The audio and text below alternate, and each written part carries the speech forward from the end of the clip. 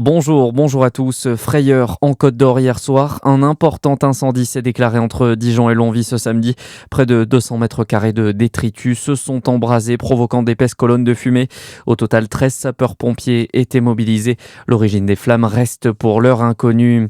L214 mobilisé devant la Toison d'Or. Hier à Dijon, une dizaine de militants de l'association de défense animale s'est réunie afin de dénoncer la vente de lapins issus d'élevage intensif par l'enseigne Carrefour. Opération nationale qui s'est déroulée dans une trentaine de villes en France. Le collectif réclame notamment une réduction de 50% de ce type d'élevage horizon 2030. Les manifestants ont également déposé des tracts dans le rayon viande du magasin. Les festivités se poursuivent dans les Maranges. Deuxième jour de la Saint-Vincent tournante ce dimanche.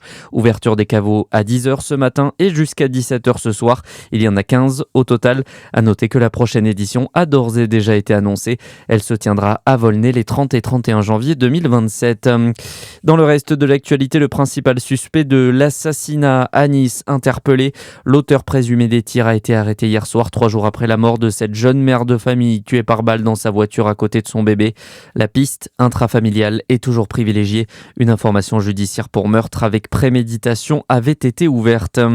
Il est soupçonné, lui, de violence conjugale sur Adèle Exarchopoulos entre 2017 et 2024. Le rappeur Dooms sera jugé fin juin. L'artiste est également attendu devant la justice début février pour des faits similaires dénoncés par sa compagne actuelle. Allons-nous avoir un nouveau gouvernement dans les prochains jours? Selon plusieurs médias, Sébastien Lecornu envisagerait un remaniement une fois le budget voté.